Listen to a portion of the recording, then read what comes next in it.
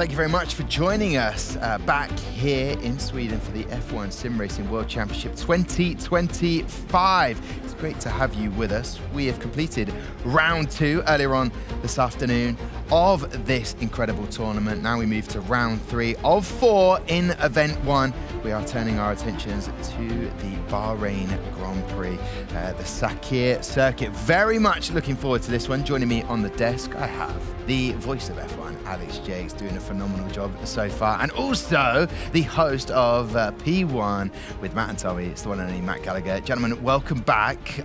2 races in a day, 2 qualies. It's quite a lot. It's very exciting, isn't it? It is really exciting. We've seen so much action across the first 2 races. It's been barely believable, but it's been a lot of fun.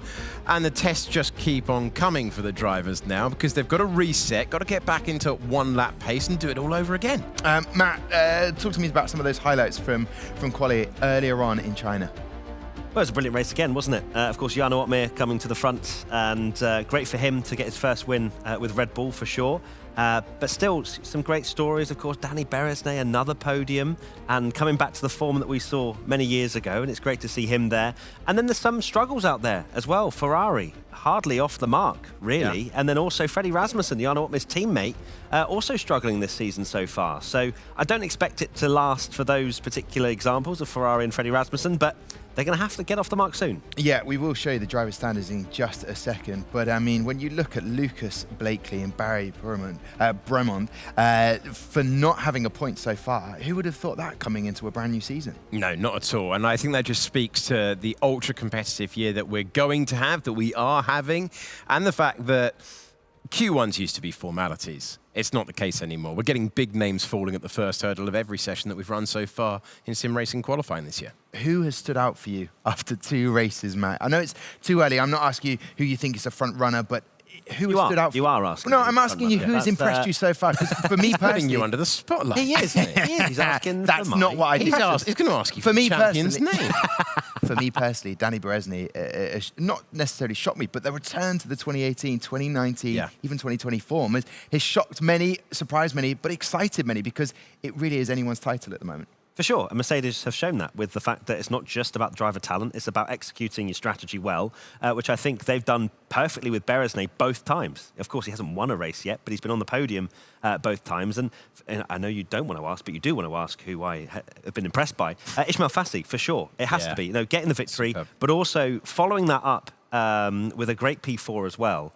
After a little bit of a difficult qualifying in China, where, of course, he got that 3-place penalty, but still had a very good race, very solid race. And to score, it's all well and good getting your first victory, but to then follow it up with a strong result. He's tied on points with Jarno Opmeer at the moment. He's in a great position moving forward now. Yeah, I know this is a difficult question to ask, but it's just come to mind. On pole position, going into that race in China, was Ulash of the Racing Bulls. Where did it sort of fall apart for him as a driver? Because that's what we're seeing. Rookies come in. I know he's not a rookie, but his first race this season. Yeah. All to do and just sort of fell away. And that's happened to a couple of drivers so far. Well, we had an unusual qualifying session for good reason. Took his opportunity really well in Q3. But then if you're in that position around a circuit like Shanghai, you're betwixt and between. If you go early, you've got experienced runners coming past. You've only got to have one moment where you get shuffled off the racing line. A 1-place loss becomes a 2-place loss, and blink and you miss it. The quality in this field, you will be out of the points. Sometimes, brutal on him, but he did brilliantly to take pole position. Let's take the positives. But sometimes that shows us that just the level that the others are operating at. And he would have learned a lot. Great to get your first pole under your belt. He knows he can do that for the future. And any time it doesn't go to plan, there are lessons to be learned. He'll carry them into the next session. Yeah, many drivers could say that, maybe even Otis Lawrence, we'll get to in a moment. Let's look at the driver standings then, so far after 2 races in this 2025 championship. And there you have it, joint top there, Jarno Opmeer and Ismail Fassi, but Jarno just taking it at the moment and just proving why he is tipped, obviously with the move to Red Bull, for being one of those drivers who could be winning another title. Danny Berezny down in third. So yeah, points being picked up. Really good to see with Alpine. They hadn't picked up any points going into the Chinese Grand Prix. And then Joni Tomala and Josh Ito. What a race from Josh coming from P20 to pick up some points. Top stuff from him. So it's looking good. Constructors standings. Well, that's where the big money is in the prize pool. And Mercedes surprising a few people when you see how much we talked about Oracle Red Bull Racing coming into this, thinking they were going to be the top dogs, but it's only 2 races in, so still plenty of time. The only team not to pick up a point is Haas, but they did switch things up and they went with a really aggressive strategy, both starting on the soft. Do you expect that to continue if they can get maybe back into Q3 in quali around Bahrain? Not sure. It's going to, of course, strategy is going to be different each track that we go to. I think that Haas made a mistake with what they did with that strategy. They were still in the mix, though. So Otis Lawrence, for example, went onto the medium tyres at exactly the same time that the Haas drivers came from the softs to the mediums as well. And Otis Lawrence managed P6. The 2 drivers, sadly, fell out of the points and wasn't able to take advantage of that track position at the beginning of the race. But they're the only team to have done that. So for me, it strikes probably don't do it again. Yeah, don't do it again. But I'm impressed with how they've come in as 2 rookies and looking there or thereabouts. It's just maybe that strategy holding them up a little bit so far. In terms of some of those drivers to look out for and what we can expect from Bahrain, is it going to be the same as Australia? Is it going to be the same? How does it differ from China, say, Alex? So, different types of circuits. You come to Bahrain, which has been basically ever present on the calendar for a really long time, due to the fact that it's been the traditional season opener for the Grand Prix season, for Formula One. It feels like a lot of laps have been completed around this Bahrain circuit. It feels like they know it very, very well. You had Jarno Opmeer on the desk here earlier on, and you were saying, hey, back-to-back, triple. He didn't even know it was a hat trick. He didn't even know it was a hat trick, right? Because that's how unusual it was to race around Shanghai. That's not the case with Bahrain. They know it like the back of their hands. And then is that going to create a gap between the rookies and the more experienced in the way that we haven't seen for the first 2 rounds? Time will tell on that one, but Bahrain is a circuit where I think experience is going to be very useful. Yeah, we will have a look at that track in just a moment and get Lucas Blakely to take us round because he's a previous winner here. Thomas Ronha holds the title from last year. That was our race back in Jönköping, Matt. And there was an extra bit of an added bonus because he won $5,000 towards the end, which was added incentive. And we know there is prize money. What on earth went on? It was crazy. You were missed. What did you spin the wheel Yeah, like with a couple of laps to go? Yeah, it was amazing. I'll tell you what, we can do it right now. Let's have a look at Lucas Blakely talking us through this Bahrain circuit. Bahrain really all comes down to, setting up the braking on the entries. I always try and focus on getting the braking absolutely spot on. Into turn 1, you've got, one of the heavier braking zones on the track.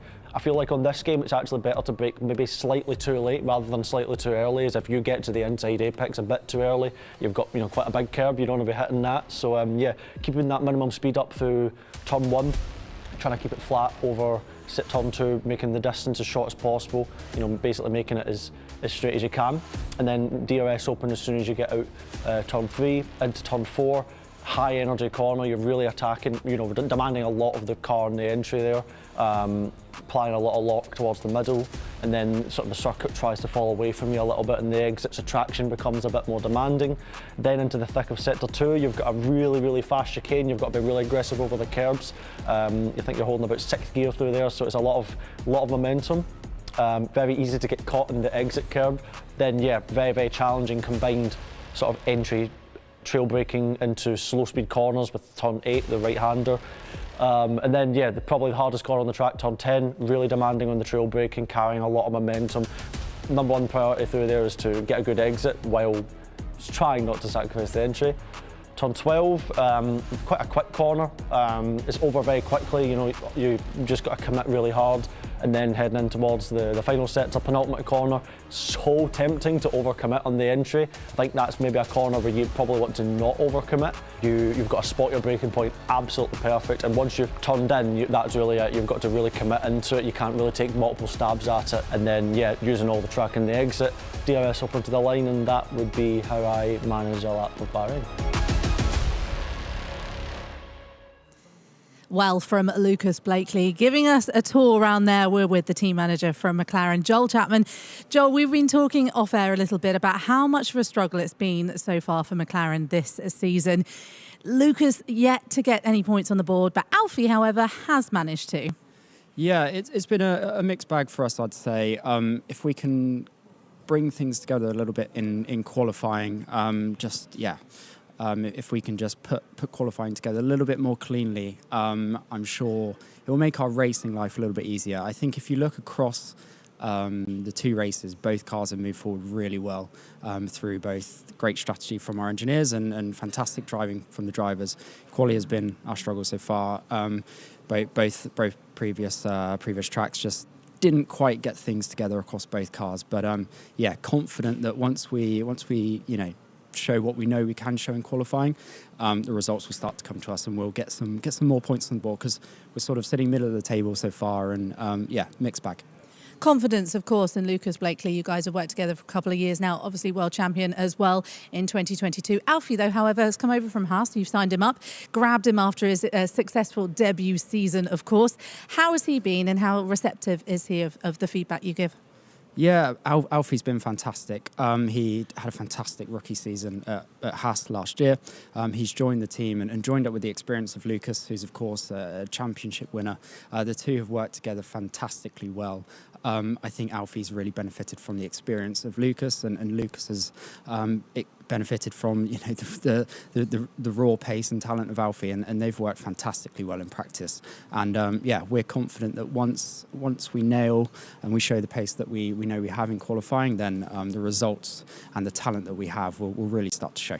And you've got one of the best headaches on the grid, which is three incredibly strong drivers, Wilson Hughes as well. Are we going to see him out as well? Are we going to see a bit of a rotation throughout the season? We're still looking into how things might play out. I think at the minute, Lucas and Alfie, they're so on it, and they're top drivers. Wilson, he practices every single day with both of them. He's up to pace and up to speed with both those drivers, and is pushing them. So they have to stay on it, because Wilson is just right there alongside them. So we'll see how things play out. But right now, I think Lucas and Alfie are showing fantastic pace. And they're a really tough match to beat. All eyes on qualifying. Let's see how you do. Thank you so much. Thank you, Claire. Great to hear the words of Joel Chapman there, the team manager for McLaren Shadow, and also the GOAT Wilson Hughes getting a mention as well there. But that is not an easy role, being a team manager, because you can set the best intentions, talk to the drivers, but essentially it's up to those two drivers to be out there and to deliver.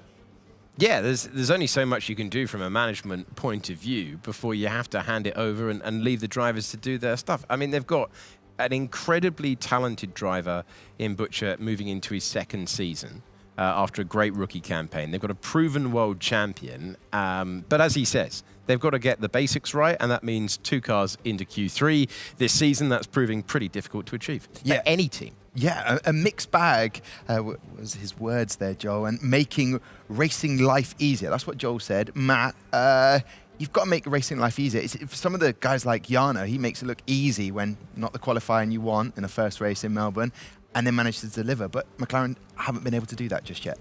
They haven't, no, and it's a shame to see, because on paper those two were probably one of the drivers we're looking out for, with Blakely, of course, being champion and Alfie Butcher being this new star on the scene. It just is, it's exactly what Joel says, it's qualifying. You're giving yourself far too much to do in this session that we're about to see, that when you get to the race, like Lucas started 19th in the last race. There's basically no hope unless you have a changeable condition race. So put it all into your own hands. Get into Q3. Lucas Blakely can, so can Alfie Butcher. But that is testament to this season as well. It's not just like McLaren are the only ones struggling. Ferrari won the team's championship last year, and look how they're doing. It's not just McLaren. Okay, right then, let's get to it then. Quali is just about to start of the Bahrain Grand Prix, and I know you want to talk about Slipstream as well. Alex Jakes, Matt Gallagher, take it away. Thank you very much, Tom Deacon, as we take you to Bahrain International Circuit, and we're used to this place. After a return for a couple of venues that we haven't seen every single year, this one we are very much used to. 5.4 kilometers, 3.3 miles, and 15 turns for the drivers to get used to. But Matt, a change in the rule classification from last qualifying to this. So you may be aware, if you watched the last qualifying session, things got a little bit different to maybe what we are used to seeing, and that was the fact that some drivers, some teams were taking advantage of the slipstream. And in fact, slipstreaming was deemed more advantageous than running in clean air and not having dirty air. So there's been a rule imposed, put in place, where they cannot slipstream each other. There has to be a 3-second buffer between the cars when they start their flying lap. Will that open up some interpretations of rulings? We will have to find out and wait and see, and keep a very close eye on the stewards' penalties, appeals, decisions, everything else that's been going on. Speaking of appeals, Pookie had a 3-second time penalty taken away after it was given to him in the previous race, which is important for Mercedes, of course, being the team's championship P1 at this current stage. So interesting to see how this one unfolds, but we will not see the antics like we saw last time, and the likes of Freddie Rasmussen, for example, falling foul by picking the wrong driver to slipstream. Yeah, slightly strange stuff earlier on, immediately addressed before we go qualifying once again. Which I like, that's good, right? Yeah, They've heard the feedback, they've changed it. Change for Williams. Ruben Pedrino is in the car, and he is racing with us for the first time this year. Williams going for this approach of distributing talent between their 3 drivers, and that is a switch for this round of the championship, round 3 of sim racing in 2025 for Formula 1. And he's riding the curbs as he makes his way out of turn 13. Crucial corner to get right. You carry all the momentum through. Also, we're saying on Pookie's penalty as well, that is a key moment, because it's good enough for 4 points. The penalty that he had would have dropped him out of the points. He keeps his 8th place as a result of that penalty being rescinded, and he is officially 8th in the classification after that appeal was successful. All penalties can be appealed by the teams, and Mercedes getting successful with that with their rookie driver, who scored points in both of his rounds so far. We're on board with Otis Lawrence, who I feel we've been talking about him a lot. I love that line heading in. Oh my word, hanging on to it out there earlier on. Of course, just out on the intermediate tyre, doing a systems check. This part of Q1 as he gets himself up and running, showing the car's nice and loose. He won't want that when he goes to the soft rubber later on. Still going pretty quick, has to be said, on the intermediate tyres, and probably quicker than Tom Deacon in the simulator on dries. So, yeah, just thought I'd throw that in there. Oh, He didn't ask me at the end of the My word. Didn't ask me at the quali show what I was up to at the end of the show. So that's fine. That's one back at Tom Deacon. And What did you get up to? No, we're not even going to know, because no one cares. Alex. Okay, fine. I'm glad you haven't taken it badly. It's Q1 nonsense right now with the intermediate tyres on Otis Lawrence's car. But you were saying about how Otis Lawrence has been spoken about a lot. Yeah. I feel like he's put a lot of points on the board. Has he had that breakthrough drive yet? Not quite. It's not like he's... A lot of ingredients for it. Yeah, exactly. Right? Like, he's really shown good. the potential. He's 16 years old, so perhaps I'm crazy. being a little bit harsh that he hasn't had a breakthrough moment yet, but he's in the fray. He's in Q3. He's putting himself in the position that other experienced drivers aren't. And, yeah, that's all you can really ask for. 16 is crazy. He's done so well. He was disappointed, shuffled back. There's been a lot of moves of brinkmanship in the last couple of laps of both races that we've had so far. Sometimes it goes for you, sometimes it goes against you, and he found himself losing the opportunity for a maiden podium last round a couple of hours ago. Everyone's had to reset.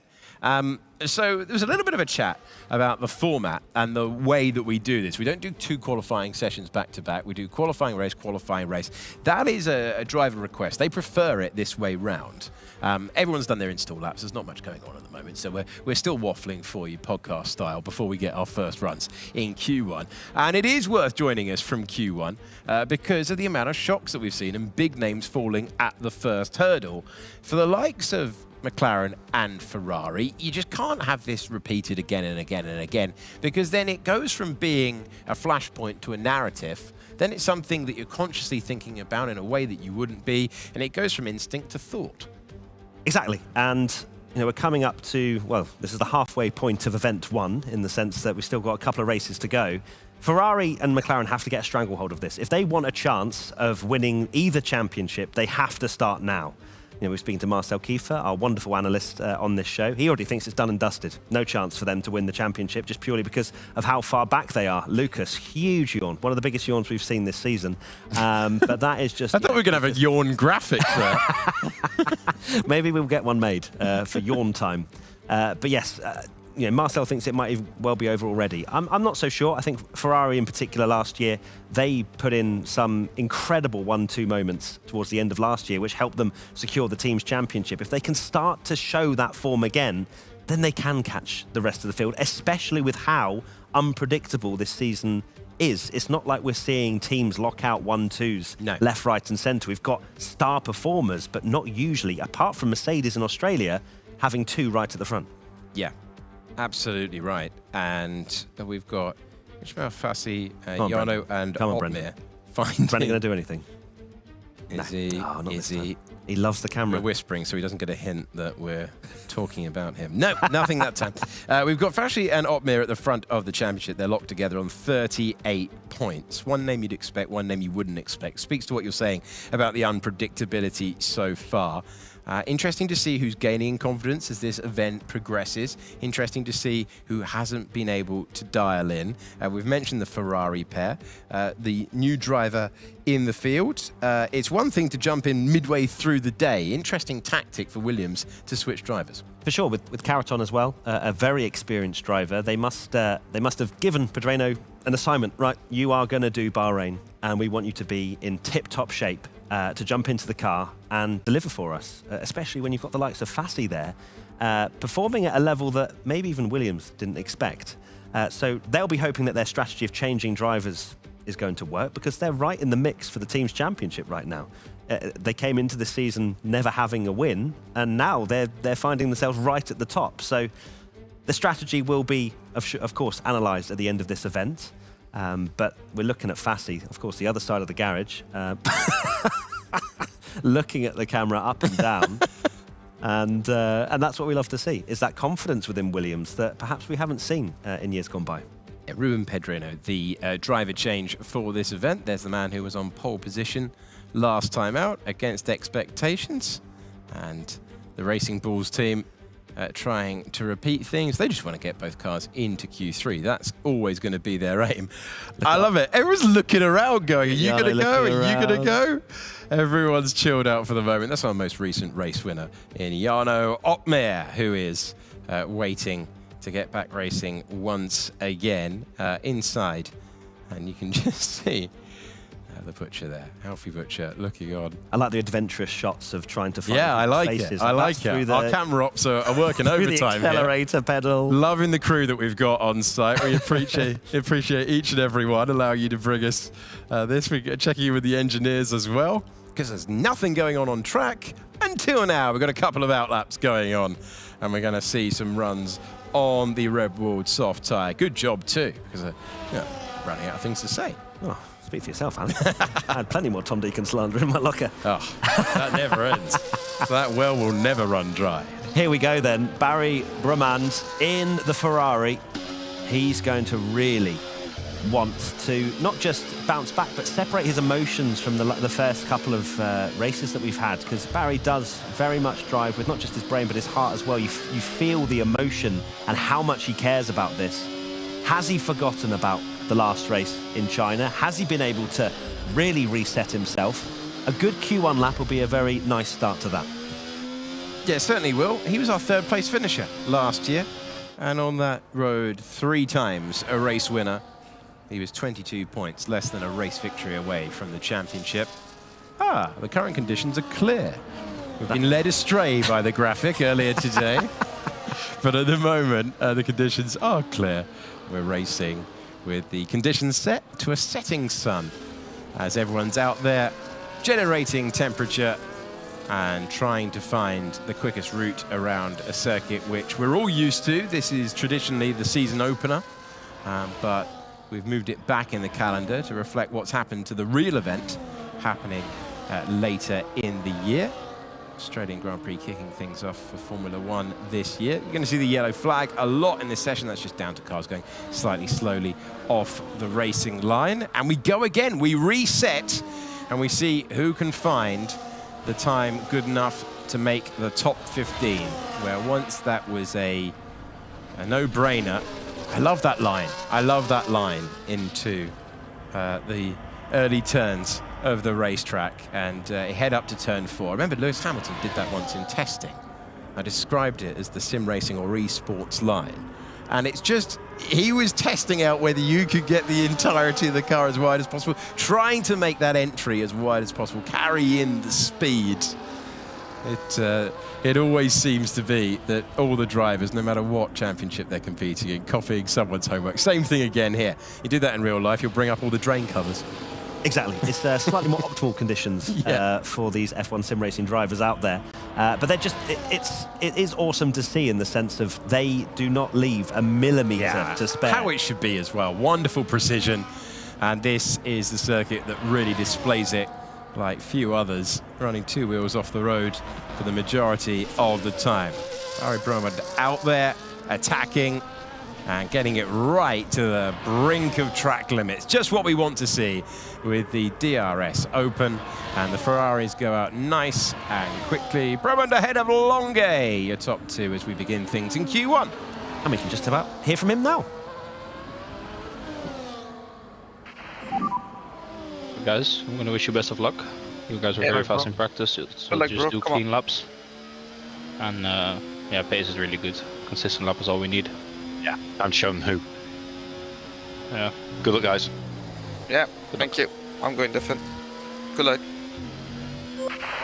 Freddie Rasmussen ahead of Barry Bromond, who you were hearing a really nice message, geeing them up, giving them the encouragement, picking up your drivers when it's not gone to plan. It's a long season, it could yet turn round. It's looking ultra competitive.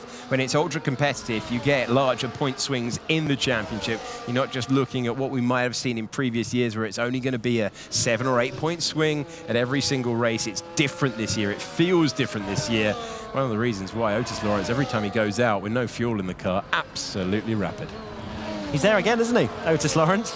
3 different racetracks, Matt. Yeah. 3 very different racetracks. He's looking competitive at all of them. Very fast indeed. Of course, Q1 is another matter compared to Q3, but right now, showing the pace once again. And after these first laps, of course, they only do 1 further lap after this.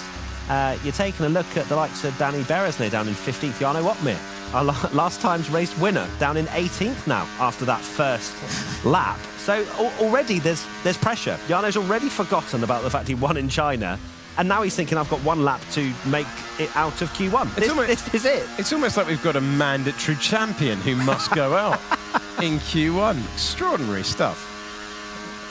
Looking at Duncan Hoffland, yet to put a time on the board. Sounds like a malfunctioning lawnmower at the moment. I don't think he's pushing. No, I don't. I don't think. Oh, that's the car on a lap. Which it certainly is. That's happened again. That happened. Oh no, he's not on a lap. He's 6.6 seconds down, but just going a lot quicker back to the pits. Getting back through, pacing around. Yeah, offset with the run plan in China. You don't want to be coming up to cars in that way. Just heading back, everyone peeling off. Back to the pit lane, scrubbing off huge speed before you come back, hit your marks.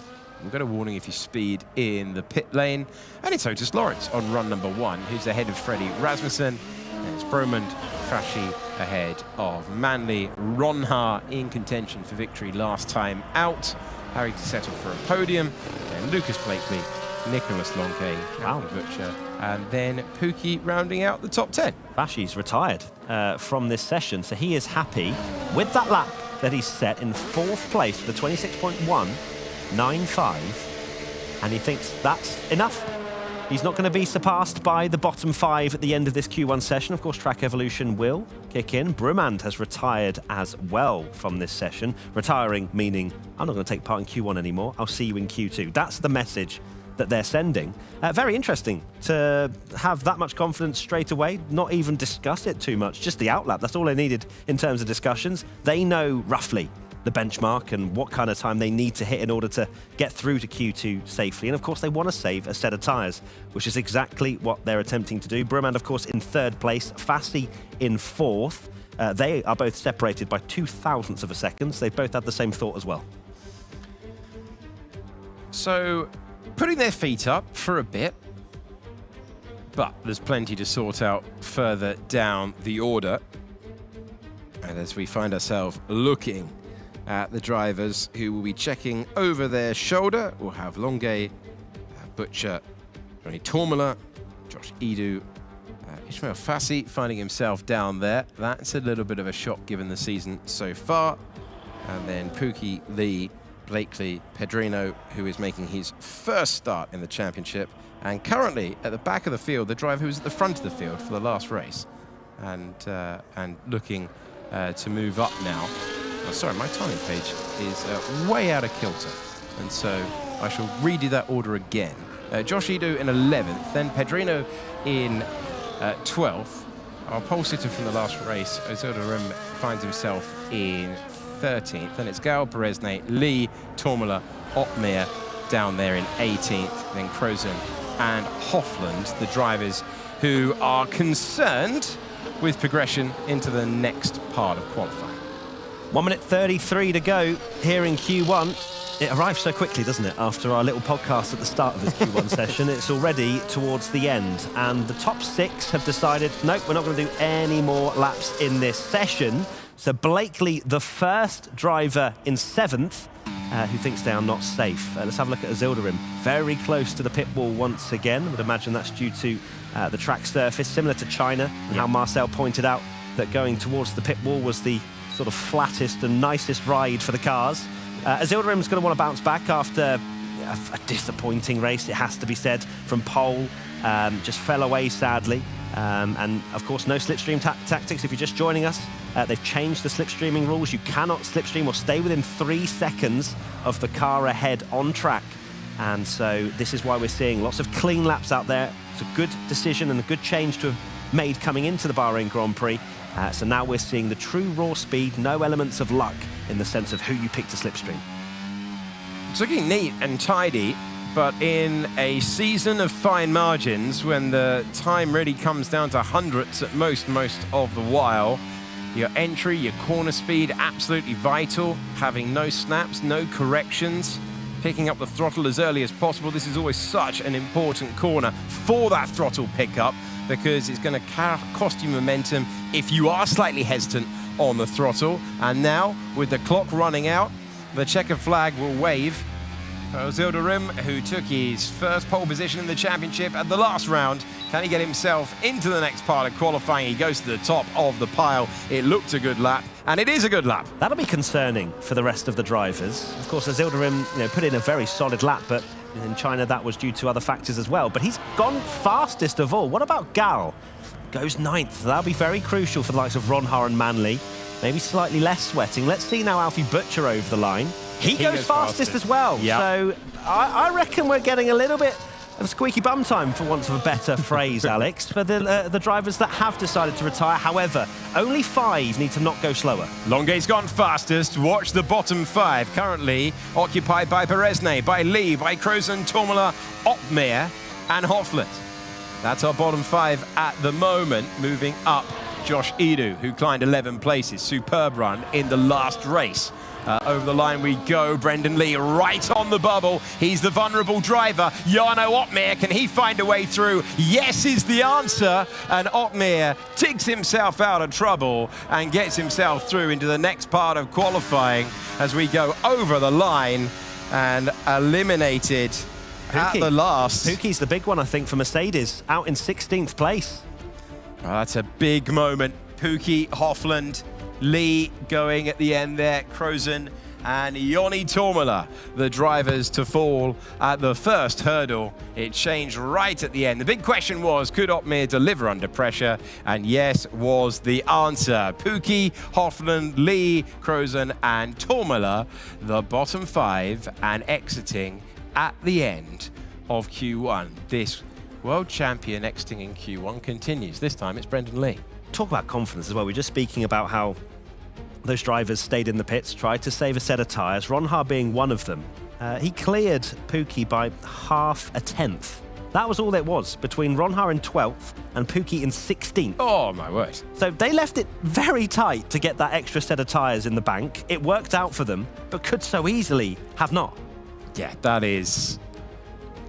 I mean, we talk about fine margins all the time, but that's ludicrous. That's incredibly tight. That could have been a round ruiner for him. Instead, it's just paid off. But I wonder if we'll see such blasé tactics continued in the future. Either way, close call, but got away with it. And this is a championship that comes down to hundredths. And we've seen that once again. We told you that before the last runs. And encouraging stuff for Nicholas Longuet to go fastest at the end of that Q1 session. And the trend continues, a champion at Q1, of course, with Brendan Lee, but probably one of the most unsurprising Q1s, I would suppose, in terms of the list of drivers that are there. It's more, we don't have the likes of Freddie Rasmussen or Jarno Otmir, who was, of course, under pressure in that first run in Q1. So still a lot of big guns when we go into Q2 and Q3, and very excited to see that one. Looking down at Aston Martin. And they find themselves with one car still in competition and Duncan Hofland out at the moment. Let's send it to Claire Cottingham. Yeah, come to a disappointment, I'm sure, for yourself. Welcome back to the championship. Nice to see you, of course. Are you enjoying your time here at the moment in 2025? Yeah, it's been pretty good, especially when we scored points with both cars in the previous race. It was very nice. That's exactly what you want coming into the championship, isn't it? Disappointment, obviously, right now in qualifying. You said before we went live, though, you were expecting it. Yeah, I was struggling the whole time in practice on this track, so I wasn't expecting too much. Of course, it's not very nice to be last, but I think I can still work something from there.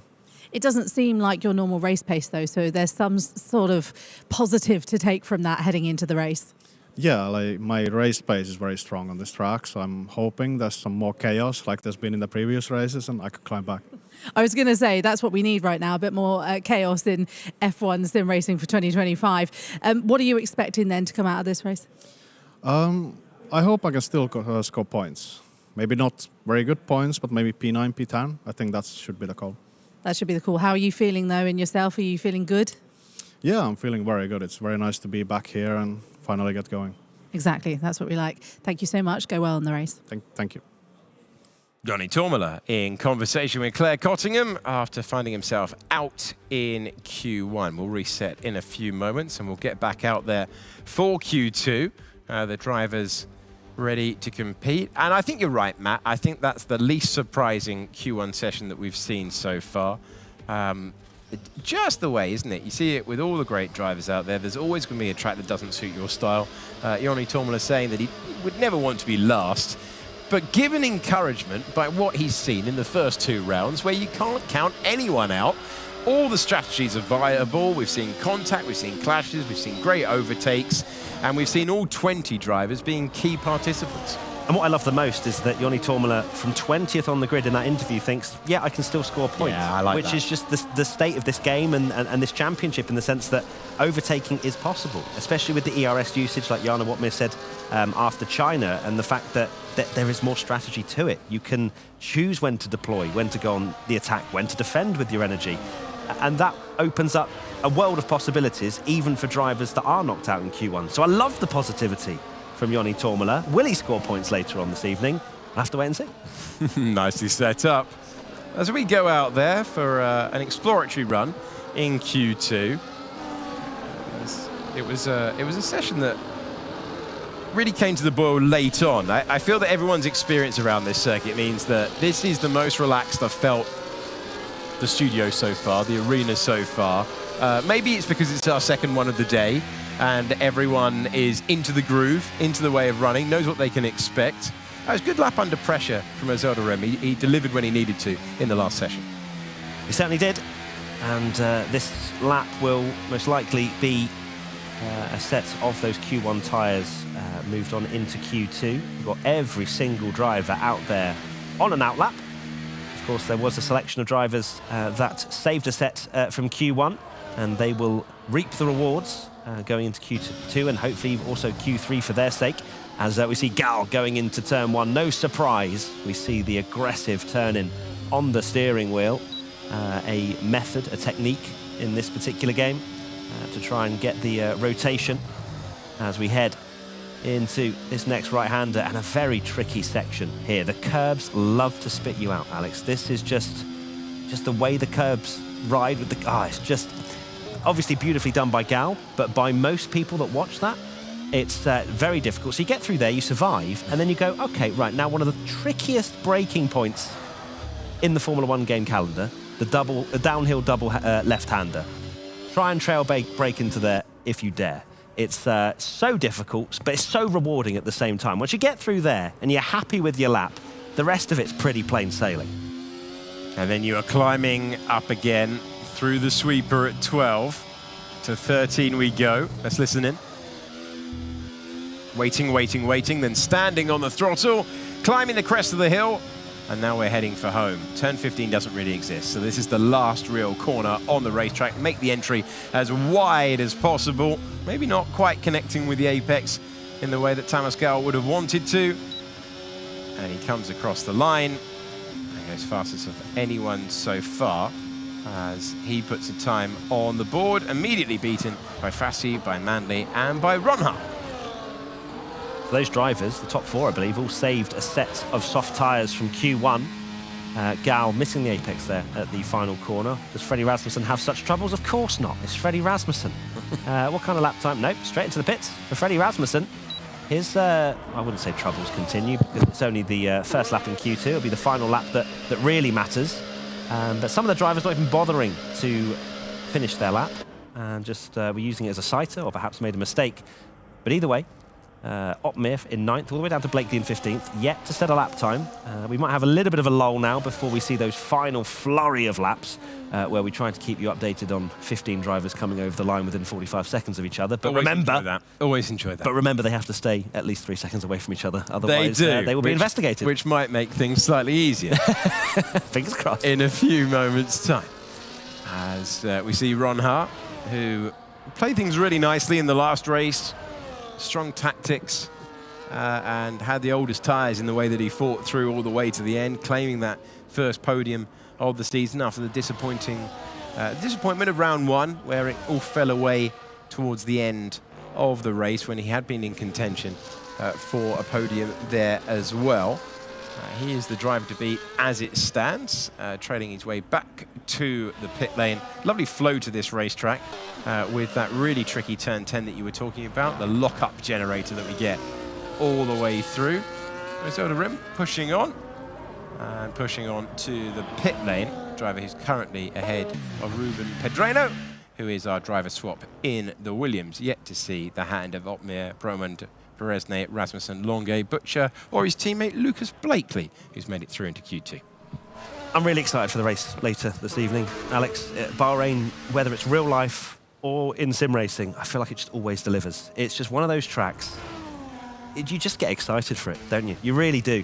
And I think these drivers are, as you say, there's a calm nature, calm atmosphere at the moment. We'll wait till drivers don't do well or whatever, because of course their emotions do run high there. But right now, yeah, everyone's just settling in. I think maybe Q1 and the drivers that exited there, as we say, wasn't particularly surprising. We're starting to see those more veteran drivers really start to settle in and get those laps in that we expect from them. And of course, right now we have Ron Hart fastest in this Q2 session. But we await the final laps here in Q2. I mean, we have 8 minutes and 46 seconds remaining as we have the outlaps of Otmir all the way down to Blakely happening now. So out of sync with the rest of the runners that we saw go out a little bit earlier. different run plan, but with 8 minutes to go, they're out there, they're generating space. 3 seconds required between the cars when you cross the line to end the tactic of slipstreaming, the game engine and the physics of the game changing year to year to year. Slightly less dirty air for the drivers to deal with. Nicolas Longuet is in the generation stage for tyre and temp and energy. Just ticking off the corners before he can go and attack this racetrack. A driver with prowess in terms of his number of pole positions. 3 wins in the championship, 8 pole positions in his time behind the wheel, part of a Ferrari Constructors' Championship win. It's been a tough start to the season for them, looking to put that right immediately, and we'll see whether he can put that right. Meanwhile, we go further forward to the novel line being taken. Avoid the bumps until you get to the braking zone of turn number 1. Massive degree turning back, and then clamber all over the curb before taking the widest possible line to optimize your entry into turn 4. Felt a tiny bit deep from Barry there into turn 1. Let's see how much time he may have lost in that first sector, but he's pushing on now. It's a 27.851 in the first sector, which is the fastest of all on those fresh set of tyres. And he's, of course, trying to make it through to Q3 alongside Nicolas Longuet. Ferrari need both of their drivers to make it through to the final part of qualifying, to really start to gain some of that momentum that they've just failed to get so far this season. Barry pushing once again very nicely through that double left-hander. And he now opens the DRS all the way down this straight before chucking the car in. DRS closes, of course, for the stability of the car. Then up the hill we go, ride the curb slightly, and then fly this car straight in there. Not a huge amount of sort of rear sliding like we've seen in the previous 2 races. And there's 1 corner to go, there's Barry Brumant. How does he negotiate it? Hits the apex beautifully, gets on the power, uses absolutely every centimetre of the track on the left-hand side. Over the line he goes, and it's the fastest lap of the session, a 1 minute 26.045. Freddie Rasmussen, 13 thousandths slower in second. Really intrigued to see how Nicolas Longuet stacks up against his teammates' effort. Nicolas Longuet into 3rd position. I think Burman did leave a little bit of time on the table, as you said, Matt, into turn number 2 after going deep into turn 1. Jarno Opmeer's gone into 6th position. And he drops down. It's now Bromand, then Rasmussen, Blakely, Butcher, Beresnay. Ronha goes to the front of the field with the fastest time in the session so far, as we wait to see the efforts of those pushing on. And we wait to see who's going to find themselves improving on this crucial run. Fassi has gone to the front of the field. Fassi, then Ronha, Bromand, Rasmussen, Blakely ahead of his teammate Butcher. Manley goes to 3rd position in the Racing Bull. Otis Lawrence to 5th place in the Aston Martin, delivering nicely when he needed to. Longuet's effort that was good enough earlier on dropped him down now to 12th position, along with Opmeer as well. Danny Beresnay on the podium in both events so far, down in 11th. Thomas Gao, Ruben Pedrino getting up to speed in the championship, in the drop zone with them. And welcome Azildarim. No slipstream to be seen. Goes fastest in Q2. That's exactly what we love to see, and I'm sure the Racing Bulls team are enjoying that one as well. What a great lap from him. 1,000th of a second faster than Fassi, of course, and 12 thousandths faster than Ronha. That's how close it is right at the top of this F1 sim racing session in Q2. But that will be a good feeling, I'd imagine, for you, Lash. Of course, had a difficult Chinese Grand Prix after putting it on pole position, but if he can stick it on pole again, it's of course an extra point, because there's a point given for pole position. But he'll of course want to not do the same that he did in China, and perhaps actually deliver a podium at the very least if he was to get on pole position. But it's very close indeed, all the way down the field. Nicolas Longuet has to be the driver I'm looking at right now, and Jarno Opmeer. Those two, 12th and 13th, with 1 run to go here in Q2. And yeah, the likes of Azildarim, they can just put their feet up at this point. Happy with that lap. Let's see how many of those drivers, if any, decide that that is enough for this session. Intriguing stuff. Danny Beresnay has the fastest first sector of anyone so far. Jarno Opmeer has the fastest final sector of anyone so far. And yet they find themselves in a little bit of trouble at this stage of proceedings. It just shows you that knitting the entire lap together is so important. And they're finding themselves with improvements, but it gives them the encouragement that the lap time is there when you're setting purple sectors at some part of the circuit. And I also love that as well, because there's a difference in setups, clearly, because you've got the, like, as you say, Danny Bresnay fastest in the first sector, Azildarim fastest in the middle, 2.5 tenths quicker than Danny Beresnay in that middle part of the lap. And then you've got Jarno Otmir, of course, the fastest in that last sector, but that's the thing, right? You lose somewhere in the lap, and Azildarim has made the most of that middle sector, perhaps running a little bit more downforce than the rest of the drivers around him, and he's picked up a huge amount of time and gone fastest. Yeah, 36.7 for Azildarim, 36.7 in that middle sector. Only other driver who's managed to do that so far in the session, Thomas Ronhaar.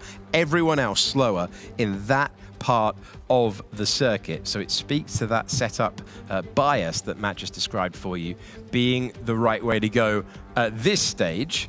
Of course, it's high-speed stuff for the other parts of the circuit. It's a wonderful flow to this Bahrain International Circuit, and Freddie Rasmussen in 7th place, coming off the back of a couple of really tough races, if you consider that he never finished lower than 9th position last year on his way to his maiden title after finishing runner-up for 4 seasons in a row. So he's out there, 2 minutes to go.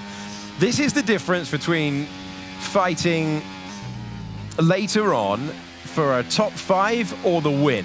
You can recover. We've seen that in the last 2 rounds. But there's something about this place and the knowledge that teams and drivers have about this place that's made it feel a tad more predictable than anything that we've seen so far in this sim racing championship. This is not a day to drop the ball and go out in Q2 around Bahrain International. So this is fascinating. You've got quite a close Q2, it has to be said, and every single driver bar Azildarim has gone out. So Azildarim's retired from the session, thinks that that is enough for me to make it through to Q3, save a set of tyres. But Fassi, only 1,000th of a second slower, has decided, nope, I'm going to go out there and set a lap just to make sure. And that might well be, you know, Williams saying, look, it's not worth the risk of having 2 bites of the cherry in Q3. Let's just make sure if we can improve and get through to Q3 and completely secure it, let's do that. We're in the hunt for the drivers and the team's championship at this stage. And that seems like a conservative approach from Williams with Fassi in P2. That is a very, very fine margin to not run again for. We'll see whether they've got it right at Racing Bull. Let's go to another team now. This is Haas and Thomas Gal in conversation. I mean, someone in 0.7. I mean, like a P7 is 0.5. So I need to at least improve 1.5, at least. Do you think Azildarim's got this right?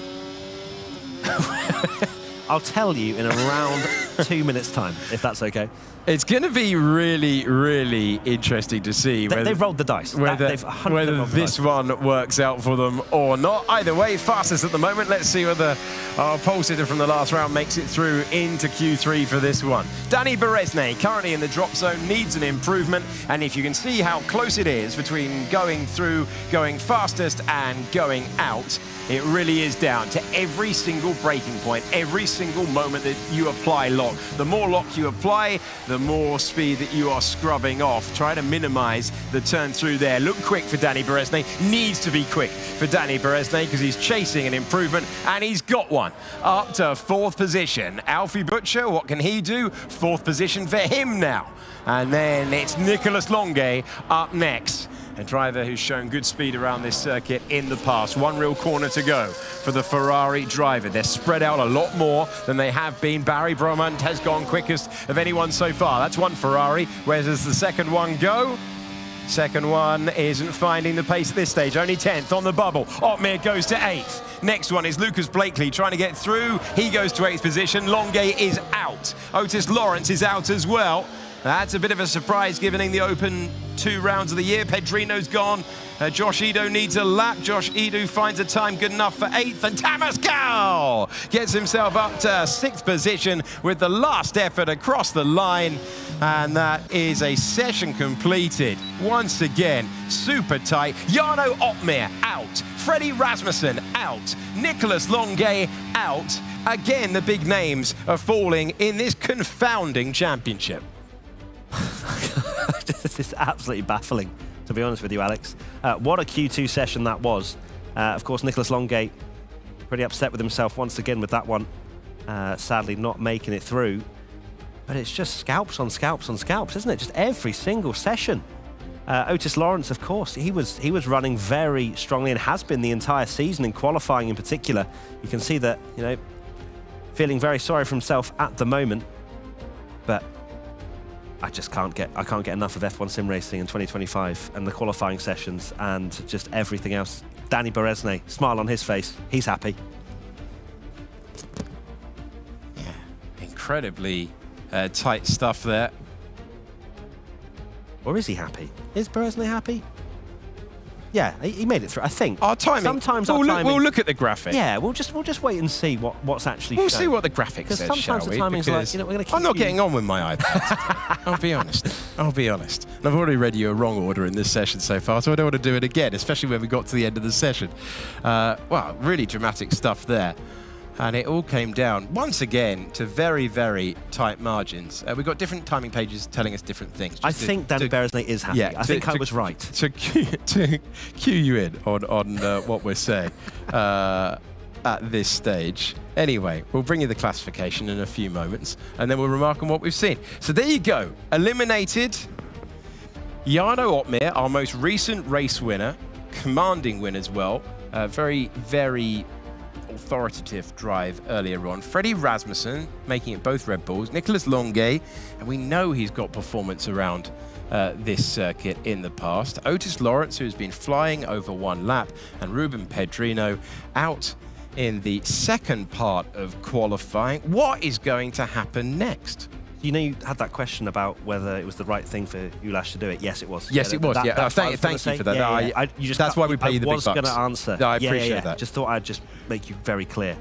So let's go and hear from Pedrino with Claire Cottingham. It's always difficult to come and talk to drivers at this point because they're never particularly happy, and you can tell why, because they're out at the point where they don't want to be out. And unfortunately for you, it's not exactly where you want to be. What is it? A tricky circuit? It's catching a lot of drivers out. Well, obviously, as you can see, a lot of shocks in quali with Freddie, Jarno, Nico out. So, yeah, it's a tricky circuit also for me, jumping in only for this race and not driving in yesterday or this morning has been difficult, but a small mistake in this level and you are out. So, yeah, quite tricky to complete the lap really good here. That's a really important point. You haven't been out racing this morning. We've had a midday driver change. Does it feel difficult when you haven't been able to get onto the rig and have any sort of practice? Well, yeah, obviously I'm not in the rhythm of driving because I've not driven since I was at home before flying here, but it's not an excuse, obviously. We are the best drivers out there, so yeah, we'll need to get better for next one, and obviously disappointed because I knew base is there, but obviously points are in the race, so we will come back. I don't feel like you're making excuses. I feel like it's a really good point that it's hard to get into the rhythm. Everyone's been sitting here in this environment, getting all the atmosphere, and you guys have kind of been outside in the cold rooms, so it is a good point. Yeah, exactly. But, you know, we are the best, as I said, so we need to perform even in those situations, and obviously a bit of disappointment. You are the best in the business. I like the way you said it twice, just in case I didn't know. Thank you so much. Good luck for the race. Thank you very much. Okay, we go again then to the final part of qualifying. All drivers remaining in the rigs, whether they'll be participating or not, but it is going to be an intriguing session, an interesting session as well. Again, big names have fallen. Our most recent race winner, they're gone. Our most recent champion, they're gone as well. We have 10 drivers ready to hit the circuit. The time comes down and the need to go out nice and early goes up as we find ourselves into the top 10 shootout to set the grid for the third round of the year. I'm Alex Jakes, he's Matt Gallagher. Let's get on with it then for Q3. Looking forward to this. Shall we? I think we should. Yeah, big congratulations to McLaren Shadow. Both drivers into Q3, which I didn't think I'd be congratulating them at the start of the season for that feat, but that's a good thing to do because it's the only team that's managed 2 drivers into this final Q3 session. What can Blakely and Butcher do? And of course, we're looking at him right now, Ismail Fassi, again in Q3, when his championship rival at this moment, Jarno Opmeer, out in Q2, starting 11th again. We saw that in Australia for him. He finished P4 in that one. Can he pull off another strategic masterclass to save his qualifying? But Fassi's putting himself in the mix every single race we've seen so far this season. Yeah, when we're going to get, if these shocks continue, it's going to turn into a game of can you score good points? And we had Jarno on this very desk, didn't we, saying that you need about 15 points. Yep. If you keep ticking over with that, then you've got every chance. Danny Beresnay through once again. And he's done 15 points twice, Danny, so he's just doing 15 every single race. If he carries on with that, he's got an opportunity to trouble everyone else, because it's up and down for everyone else so far. Yes, it's early, but they're all on the same equipment. They're on the same rig. They're out there at the moment. And we have had plenty of hours now of competition. Install laps have been completed. We have 9 minutes on the clock, if you were wondering. You're looking at Danny Beresnay, who we were talking about, back-to-back podiums. He wasn't sure, such was the blur of the Chinese Grand Prix that we had earlier, about whether he was the driver to have done it. He is the only driver to have had back-to-back podiums so far in the first 2 races of the year. A championship led by Jarno Opmeer and Ismail Fassi, who are tied at the front on 38 points. It's the same point system for Formula One, apart from the fact that the fastest lap point continues. Goodbye to that bollard. See you later, Bollard. We never knew you. And that's the end of that one. And also, point for pole position, which is very, very important as things go through. And given how hard it is to even get to Q3 these days, that's a very well-deserved point for pole position on the evidence so far. Absolutely. Big shout out to Tamas Gal, of course, rookie in the Haas, into Q3 once again. I imagine Haas will go for a more conservative strategy for this evening's race after the learnings of China. Soft on again. Every time. Until it works. It will work eventually. Well, I suppose we've heard a lot of drivers referring to the data, right? And if the data's telling you that you're not going to win in a fair fight, you've got to try something different. They tried something different. It didn't quite work out, but it made them more competitive in the mix than we would have seen. If you're going to finish in a certain position and you do anyway, why not rock? They were in Q3, though. They were in Q3. They had a chance of scoring points if they just sort of followed the strategy in some way, the preferential one, that is. So my argument would be that Haas could have scored some decent points, but they tripped over themselves in qualifying, giving themselves slipstream and getting penalties there. Let's hope for Gal it's a much cleaner qualifying session. Of course, if you're just joining us, Q3's begun. You cannot slipstream another car after the learnings of China, so that's why they are all in some wonderful clean air, and we're going to see who is the fastest driver right here, right now, at this Bahrain International Circuit. I have to admit, for the first 2 rounds, I was going, why does qualifying feel way more frantic than the last time I was behind this microphone? And then the slipstreaming joy unfolded. They were around this desk earlier on, having their drivers briefing. The clarification in rule was made in between rounds, and now we're getting to see who is quick out there, who can deliver. Look, rule no one out, expect no performance. It is all completed on the push laps when it matters. Danny Beresnay has stepped back into contention in 2025 so far, and he is taking his Mercedes down to pesky turn number 10, which is always so easy to get it wrong, slew wide, and lose a huge amount of time. But he's not done that. Yeah, that was perfect through that double left-hander downhill. Very difficult to spot your braking point there. Beresnay continuing his great run of form in qualifying. Opmeer was on this desk saying he was the fastest driver in 2018, 2019, 2020. Just wasn't able to deliver under the lights like, well, the likes of Jarno Opmeer has. But Beresnay not feeling that pressure as much, it seems, this year. It's great that he's got a handle of the physics of this game. And just got on top of the troubles that he had, where he just sort of wasn't really in the mix for a couple of seasons. But he's right back there as Josh Edo sets a 1 minute 26.3. Nothing to write home about at this point in Q3.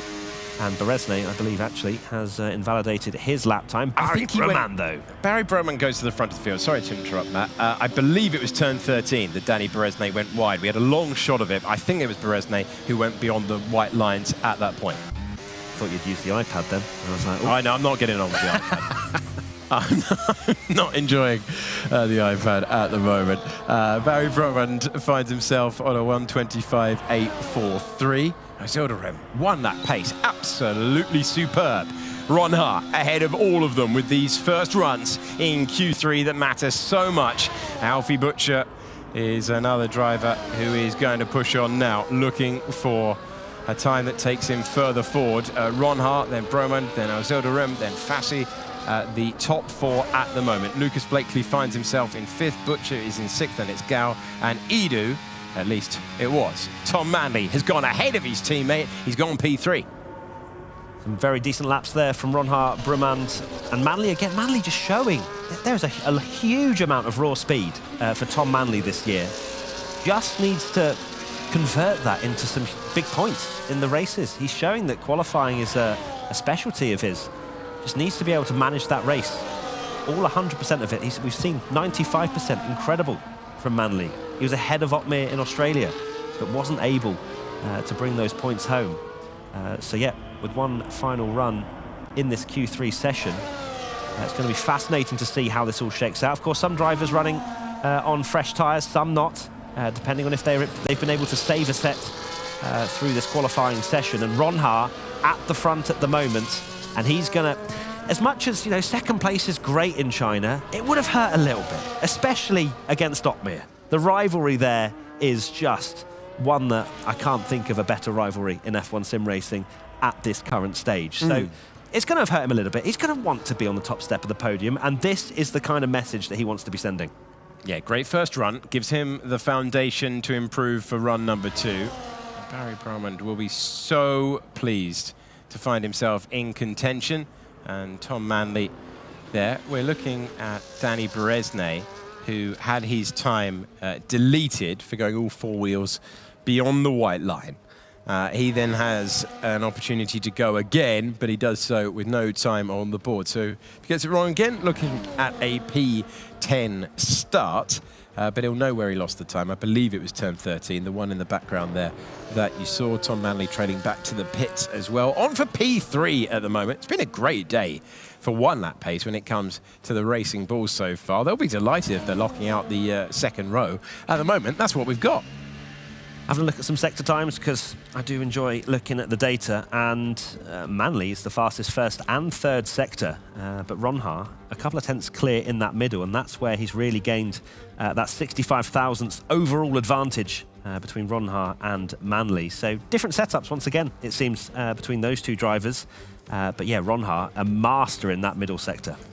Yeah, he's able to extract something in the middle part of the lap that just the others cannot live with, even Zilderem, who is able to get close, but not close enough. He's got a similar setup in that he is very competitive in the middle sector of the circuit, but not able to match what Ron Hart has done so far. So the final pause before we'll send the cars out once again. They'll have to maintain that 3-second gap, and then they'll be looking to perform their best lap so far of the day around this circuit and going out there early. So the track will be its best. Last car over the line, that's always the case, unless, of course, it rains like it did in China. No chance of that around the Bahrain circuit. And Danny Beresnay going first, looking for an opportunity to lay down the lap time and daring everyone else to come back. He's aiming for a step forward, driver who's been around 8th position starting for both of the races so far.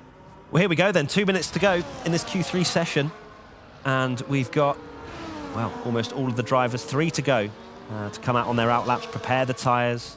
They'll know exactly what they need to do, the amount of weaves, the amount of brake pressure they'll need to do to get every single bit of data in the green to be ready to go round this circuit one final time before we go racing a little bit later on this evening.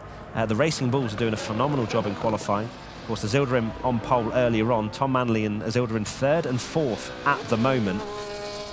But it's all going to change. It is going to all change in these final laps. You've got Beresnay down in 10th. I don't expect him to stay there at all.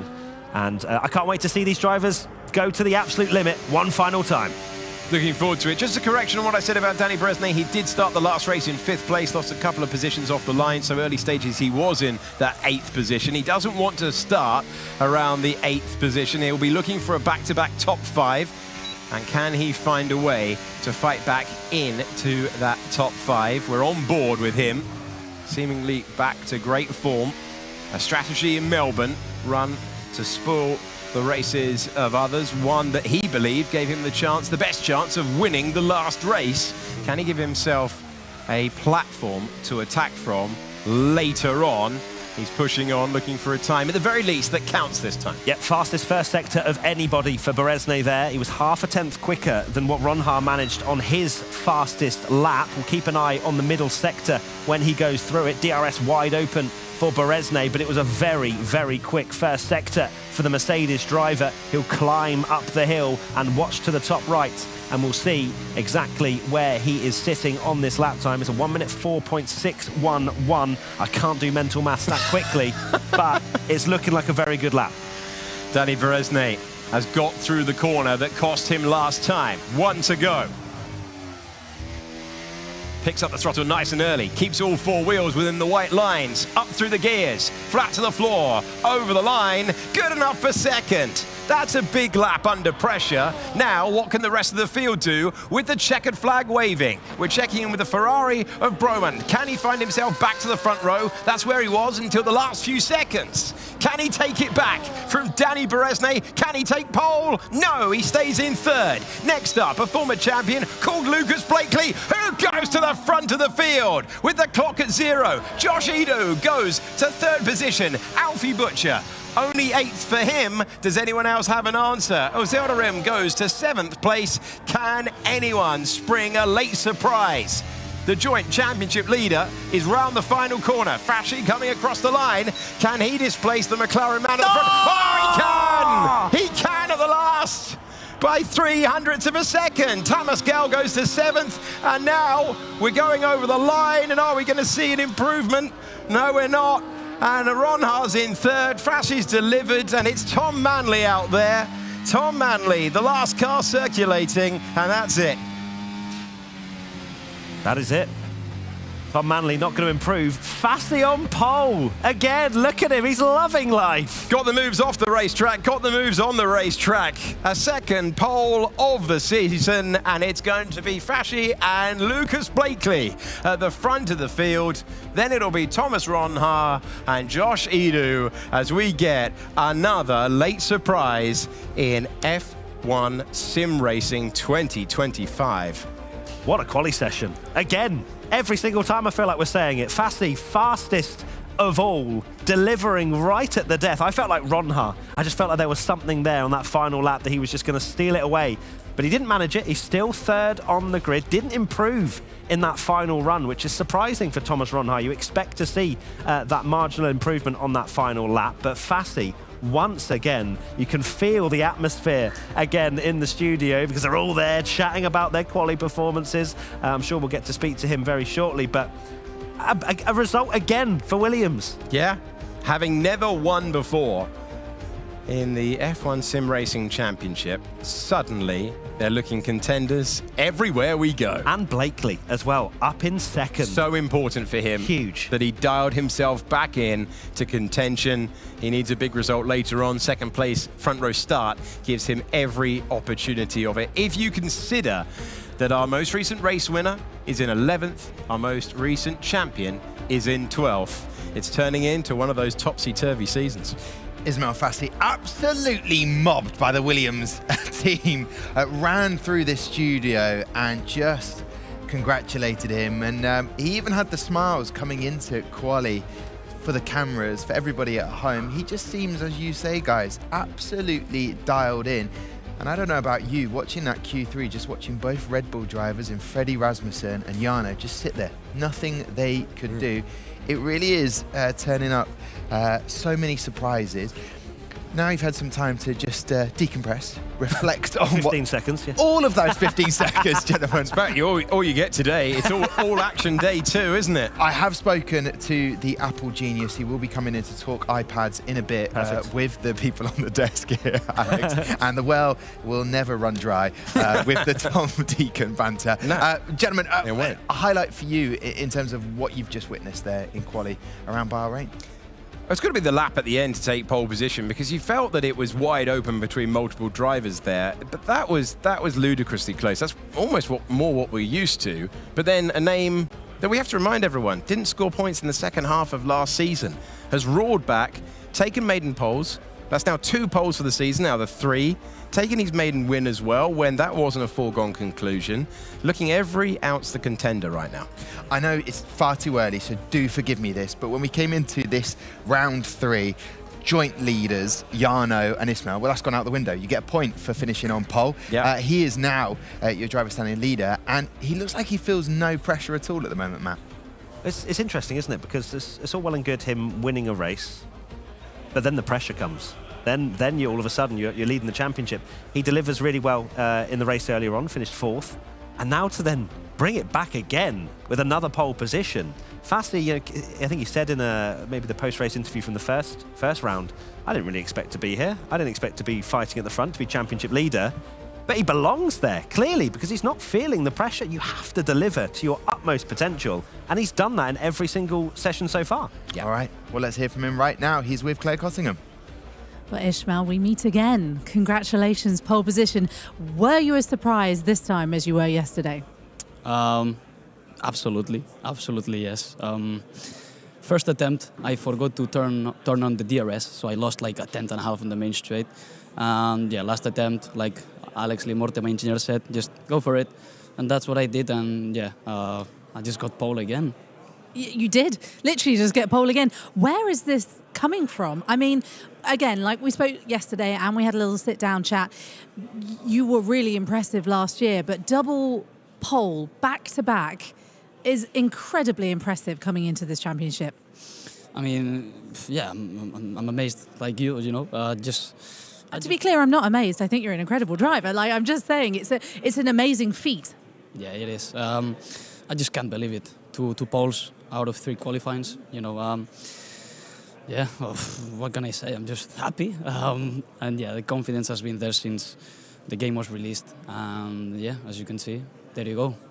You've got a great team around you as well. They've been cheering you on. They were rallying around you a moment ago. That confidence comes from the team as well, doesn't it? Surely, yes. They are Spanish. Also, the English ones, they've been supporting me since a long time ago. And I'm just so happy that I can celebrate this with them, that they are here to see it. And we've seen chaos so far within the races that we've had in 2025. What are we expecting from Bahrain? One more race to go tomorrow in Jeddah, which is famously quite chaotic in general. But Bahrain, are we going to see a win? Hopefully, yes. But it will be as chaotic as the other two. The grid is very close. Looking forward to secure another podium, another race win. Just want to score as many points as possible and keep the championship lead. Currently joint champion of a championship lead at the moment with Jarno Opmeer, of course, 38 points. This is an important time to really make your mark at the beginning of the championship, especially with other teams that maybe would be ahead in other situations, maybe struggling. Right now I'm the championship leader by 1 point. Of course you are, because of pole position, of course. I like that. I like it when people correct me. It's great. Focusing on the championship or drivers' championship. Like I said before, I just want to score as many points as possible, and also for the team. Ruben is starting P15, I think. So if we can score as many points as possible, then it would be good. As we are P2, we are not that far away from Merck, who are first by 12 points, I think. So we will see. How good would it feel to end this round 1 leading the championship going into the next couple of races we have in a few weeks' time? I don't know. Firstly, we have to finish, no? So if we head to event 2 being the championship leader, then I guess I will tell you when we are there. Doesn't like a hypothetical question. I'll remember that. Thank you so much. Congratulations. Thank you. Tell you what, his confidence is running high. Correcting Claire Cottingham. I don't think I've ever seen it been done before. I mean, fair enough. Fair enough. He's a championship leader. He wants to be known as that. Yeah, 100%. And I don't know what it is about the Spanish driver. Just so smooth, just so calm. I'd like to hear some of the team comms from racing around Sakir International Circuit in Quali. We can hear that now, I believe. Grita ya, Moro. Vamos.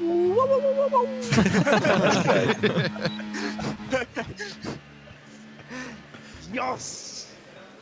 I tell you what, when you're feeling it, you are feeling it in that rig, and Ismail is definitely one to watch. Surprising moments. Marcel Kiefer has just joined us on the desk. That is not a surprising moment. The 5 seasons in the game, former F1 sim racing driver. What did you make of it? Biggest surprise for you in that quali? Red Bull. Red Bull again out. This time with both drivers. Jarno consistent in P11. At least the consistency is there. So, yeah. But also another shock. Nicolas Longway. It's one of his best tracks. Yeah. I was expecting Lucas to be good because this is also historically, I think, his favorite. I think he's always up there. He had so many poles already in Bahrain. I think he had it in 22. I think 21 as well.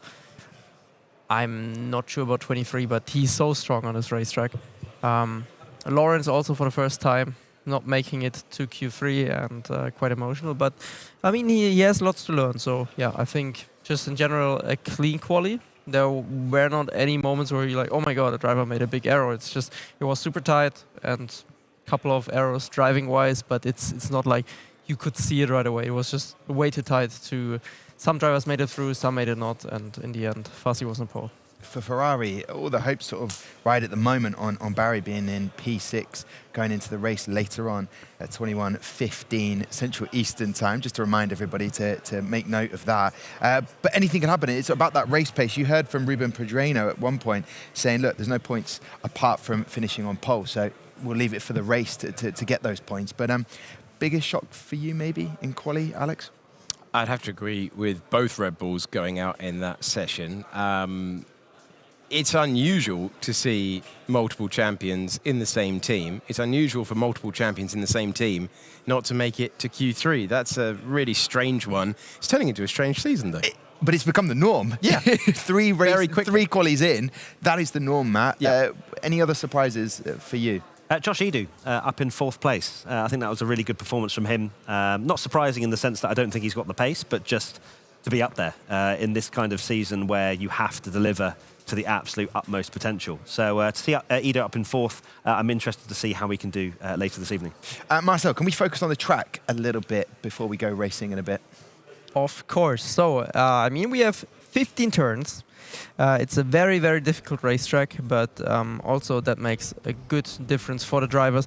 We're starting a long straight where you could also see the drivers going more closer to the start-finish line and the pit lane, actually, similar to China. So they're heading down here, down into turn 1. This is one of the highest speed and actually the highest speed section of the racetrack. Hard braking.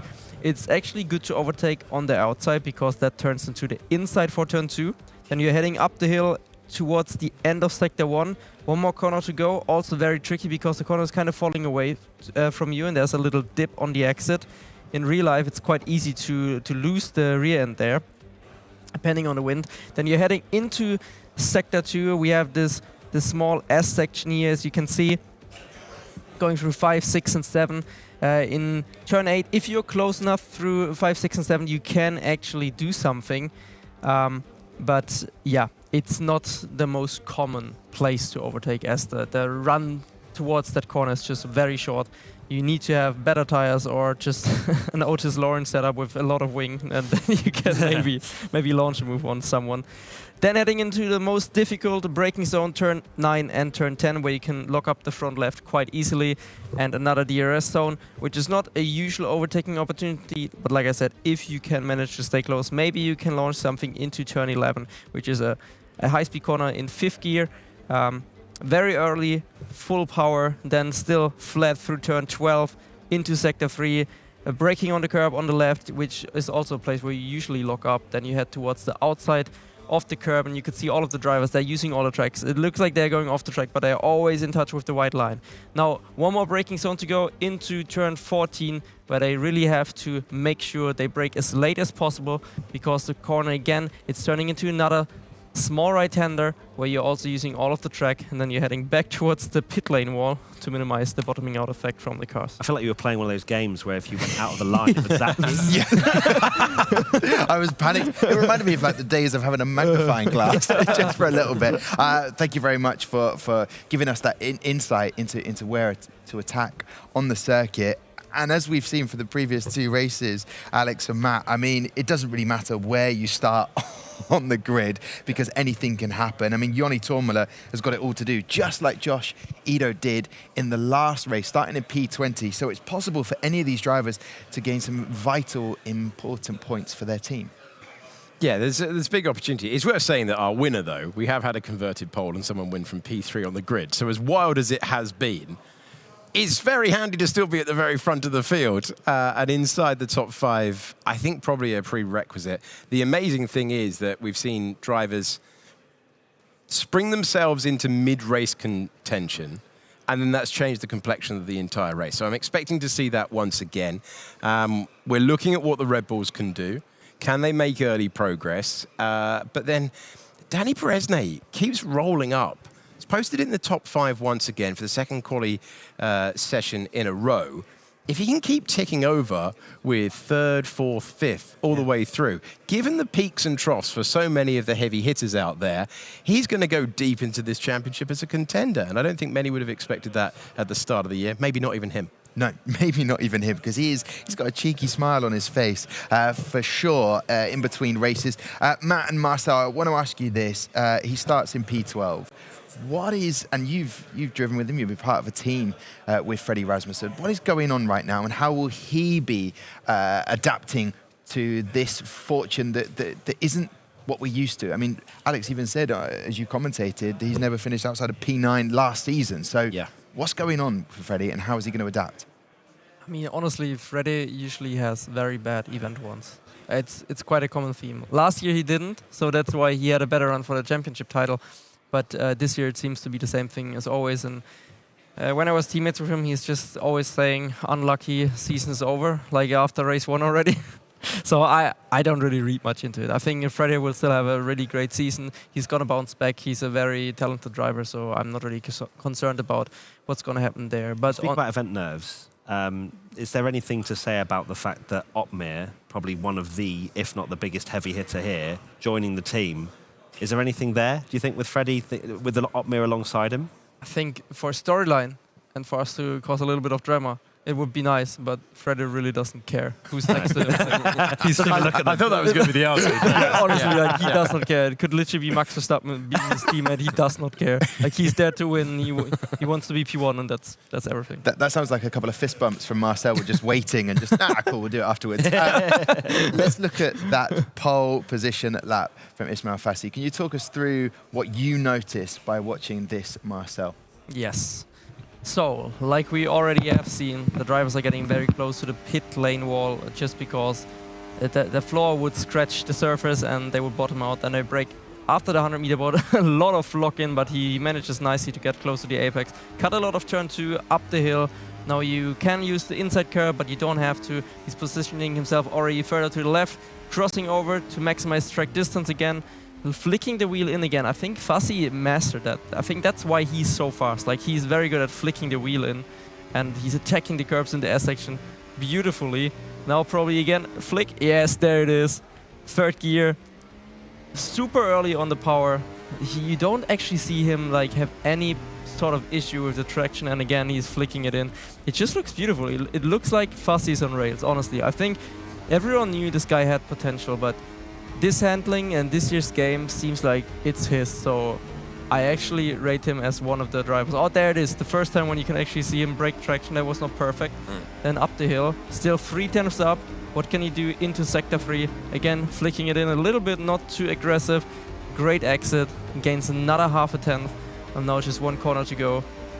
Is he putting it into 8th gear or is he keeping 7th? He's staying in 7th instead to maximize the engine braking. Another flick in 4th gear early on the power, and I mean, that is a perfect lap. You can't do it much better than that. You cannot indeed, and he is starting on pole, picking up another point. I'm intrigued to find out how Lucas Blakely is feeling. First time on the front row in 2025. He is with Claire. Yeah, first time in 2025 you're at the front row. That's exciting to hear, isn't it? And I think something that you really, really needed right now. Yeah, I think, it's naturally when you have, this opening to the season that we've had, it's been, it's so easy to get lost in like the negatives, and really it can so easily spiral like the other way. But I knew coming into Bahrain, I was like, no matter how I feel, I need to like just reset and make the best of this opportunity. It's one of my favourite tracks and probably one of my best tracks on the whole calendar.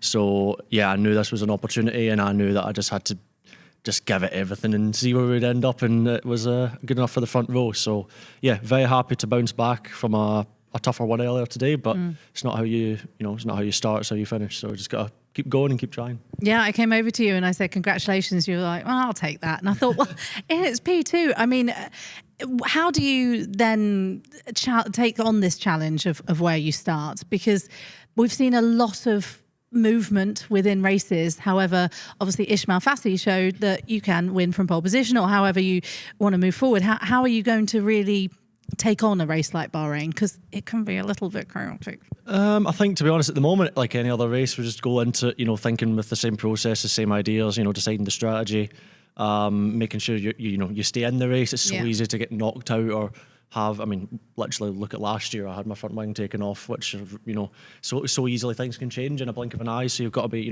remain sharp, remain focused, and just go from there and see what happens.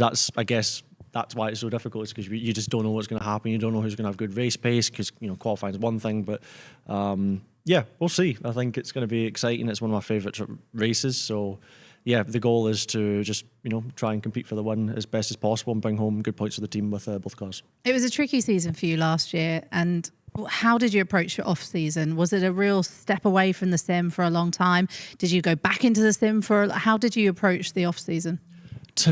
I'm going to be honest, it doesn't feel like I've had one. I just feel everything sort of, the last maybe like 18 months just feel like they've blended all together. It's been a pretty much a big grind. So it's just been, since last season, to be honest, just been, straight back to it, playing the game, trying to, find out what works, what doesn't work. And it's, that's what makes it really difficult. Every year you're starting from scratch. There's not much you can really carry over, and I'd say that's especially true this year. It's so different from anything we've probably experienced in the last 2, 3, maybe even 4 years. So it's been definitely a big learning hurdle for probably all of us.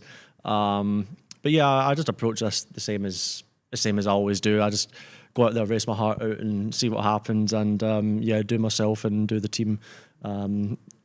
As proud as possible. So yeah. New teammate alongside you. Obviously, we've got Alfie Butcher's come across from Haas. How's that relationship been? He's such a nice guy. So I'm guessing you kind of have conversations about what you can extract from each other. Yeah, absolutely. I mean, Alfie's been such a great member of the team, even though he's only been with us for a short period of time. But for someone that's 17, which for me just scares me, he's so level-headed, very, very. He's got years ahead of him, years ahead of himself when it comes to maturity. And yeah, he's easy to work with, really straightforward. And he's been great. Yeah, it's just been good. I don't really have much more to. We love you, Alfie.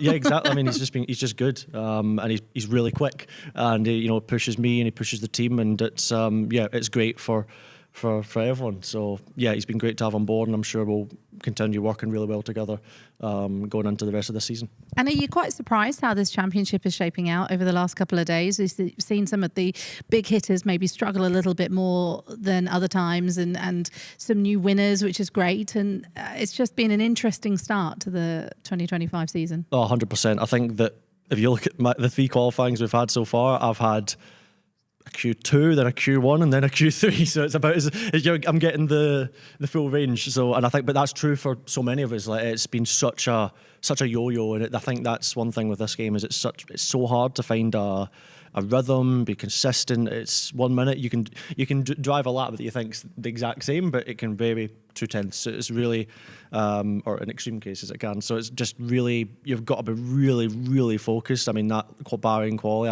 I just tried to focus as hard as I could, which was just, yeah, took a lot of mental energy for sure, but ultimately it was worth it for the end result. But yeah, definitely a lot of shaking up of the order for the opening couple of rounds. Whether that'll translate into a sort of a form pattern, I guess we'll find out in the coming races and then coming events. But ultimately, I think to be honest, I don't even know most of the result orders half the time. I just try and focus on what we're doing as a team. Try and always think about the next thing. Think about moving forward and keeping as positive as we can, no matter how. And I think today's a great testament to that. I think as well. Earlier today for me, it didn't look so good in Q1, and then Alfie was so unlucky in China not to make Q3 with all the things that went on. And I think that to get both cars into Q3 finally for the first time this season is just a huge testament to all the work that we've been putting in. And I think that we obviously would have liked this to have happened a little bit earlier, but we're just going to keep chipping away and hopefully have more of this in the coming rounds. Well, front row start. Good luck. Thank you so much for talking to us. Thank you. There you go, Lucas Blakely with a lot to say, and I like that, of the quali around the Bahrain International Circuit. Should we have a look at the starting grid when we come back? It's 2100 hours for all the build-up. 10 minutes after that answer from Lucas. We'll go as quickly as we can. Yoli Toma, we heard from him. He'll be having for a P9 or P10. He starts the 20th. Then Joris Krozen for Haas in 19th. Brendan Lee, this will be his 72nd race in F1 Sim Racing. He's followed up with his debut for Duncan Hoffman in 17th. Moving on upwards, what a start for Mercedes. Candice Van Pookie get up into the points, and Ruben Pedreno's debut race coming up for his new team, Williams. Otis Lawrence, been a fantastic start for him. Not where he wants to begin, but it's how you finish the race that's the most important thing.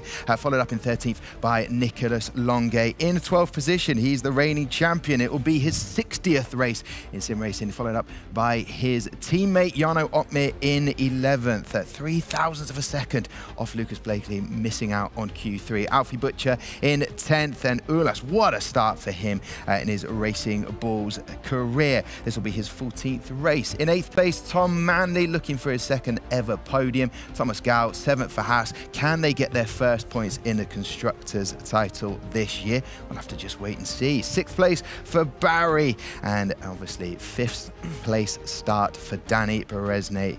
2 podiums in a row. Will it be the 3rd one? Josh Eder, brilliant start for him so far. Thomas Ronhart will be looking for his 6th win. Lucas Blakely, who we heard from pretty much his memoirs there, which were incredible to see. Great answers though, aren't they? Every time. Every time. And Ismail Fassi looking, well, that's his 2nd pole. He is looking for his 2nd win. Done and dusted. Starting grid done. Alex Jakes, we're going to keep it nice and snappy. We'll see about that. Okay. Weekly mode engaged. Let's go. Flick the switch on this one. Who is going to be taking the win later on when we come back at 2100 hours? I think it's going to be Lucas Blakely. I think he's going to get the job done. He loves Bahrain, and I think he's going to put in a drive that takes him to the top step. Marcel Kiefer, what about yourself?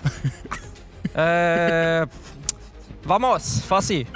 Okay, yeah. Beautiful stuff. We'll get Matt Gallagher's prediction when we come back later on, just to wind him up a little bit more. Thank you very much for joining us. That is quali done. We'll be back at 2100 hours Central Eastern Time for the Bahrain International Circuit. We'll see you then. Matt, I do love you. I don't.